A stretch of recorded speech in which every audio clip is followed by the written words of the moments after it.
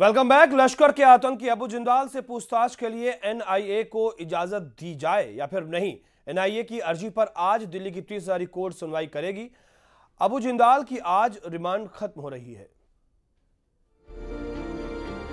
मुंबई हमले के संदिग्ध आतंकी जबीउद्दीन अंसारी उर्फ अबू हमजा उर्फ अबू जिंदाल की रिमांड आज खत्म हो रही है। दिल्ली पुलिस जिंदाल को आज दोपहर बाद दिल्ली के 30 हजारी कोर्ट में पेश करेगी। अभी तक जिंदाल दिल्ली पुलिस की कस्टडी में था। पूछताछ के लिए जिंदाल की जरूरत एनआईए यानी राष्ट्रीय जांच एजेंसी, महाराष्ट्र और गुजरात पुलिस को ही है। ये सभी एजेंसियां आज अदालत में जिंदाल की कस्टडी के लिए मौजूद रहेंगी। वहीं दिल्ली पुलिस इस मियाद को बढ़ाने की अर्जी भी लगा सकती है। महाराष्ट्र पुलिस और एटीएस भी आतंकी हमजा को अपनी हिरासत में लेने की अर्जी लगा चुकी है, जिसे 30 हजारी कोर्ट ने खारिज कर दिया था।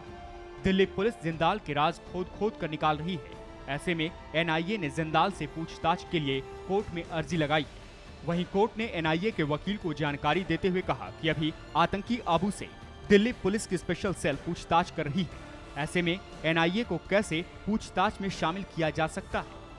आज सुनवाई नहीं करी, कल सुनवाई करेंगे। क्या कहा कोर्ट ने? कल कहा कि और भी स्टेट से प्रोटेक्शन वारंट है, प्रोटेक्शन लगा हुआ, एप्लीकेशन लगी हुई है, तो कल सुनवाई करेंगे। एनआईए अबू जिंदाल से उसके पूरे नेटवर्क और तमाम साथियों से संबंधों की तहकीकात करना चाहती है। दिल्ली, मुंबई, गुजरात, बेंगलुरु समेत देश से जुड़े कई धमाकों में शामिल होने से लेकर हथियारों की डिलीवरी, पाकिस्तान से आतंकियों को मिलने वाली मदद और धमाकों की साजिश में इस्तेमाल होने वाले हर मॉड्यूल का पता लगाने के लिए एजेंसी जिंदाल को अपने कब्जे में लेने के लिए बेचैन है। दीपक बिष्ट, न्यूज़ एक्सप्रेस, दिल्ली। तो आज रिमांड खत्म हो रही है अबू जिंदाल की, और ऐसे में कोशिश है एनआईए की, साथ ही साथ गुजरात पुलिस की भी, कि वो अपनी कस्टडी में ले सकें और उससे फिर अपनी तरह से पूछताछ कर सकें। हमारे साथ मुंबई से शाहिद अंसारी हमारे संवाददाता और साथ ही दिल्ली से दीपक बिष्ट मौजूद हैं।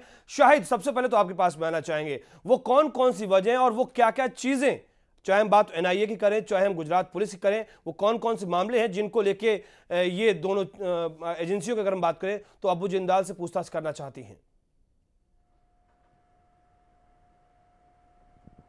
सबसे पहले चीज़ कि अबू जिंदाल जबीउद्दीन अंसारी उर्फ अबू जिंदाल को, जिस तरह से आपको मैं बता दूं कि अगर सबसे पहले जो गिरफ्तारी हुई है उसके बाद जो सबसे बड़ा जो खुलासा हुआ है उसका, वो 26/11 आतंकी हमलों के दौरान का हुआ है, जिस दौरान जब लश्कर के सारे आतंकी मुंबई में मौजूद थे और उनका कम्युनिकेशन जिस शख्स से हो रहा था वो कोई और नहीं, अबू जिंदाल यानी ये जबीउद्दीन अंसारी ही था।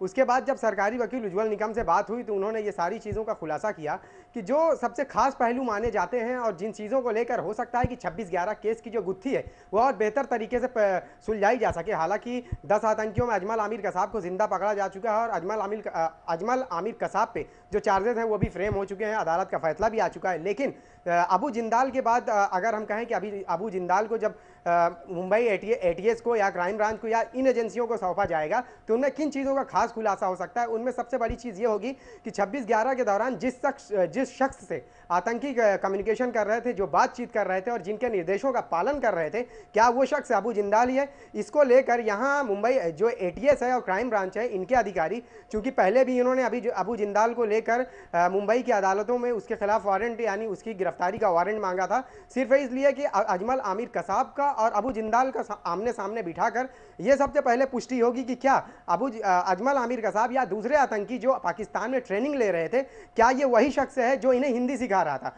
क्योंकि 26/11 कोर्ट के दौरान जिस शख्स का खुलासा हुआ था उसका नाम अबू जिंदाल आया था और उसके बाद ये मामला रुक गया था। ये बात यहाँ पर बड़ी है कि दोनों को आमने सामने बिठाकर ये बात पुख्ता तौर पे कही जा सकती है कि हाँ, यही वो शख्स है जो तुमको हिंदी सिखा रहा था, ये वो शख्स है जिसके कमांड्स जो थे वो आप फॉलो कर रहे थे। ये तमाम चीजें अपने अपने तरीके से ये जांच एजेंसियां साबित भी करना चाहेंगी और पूछताछ भी करना चाहेंगी।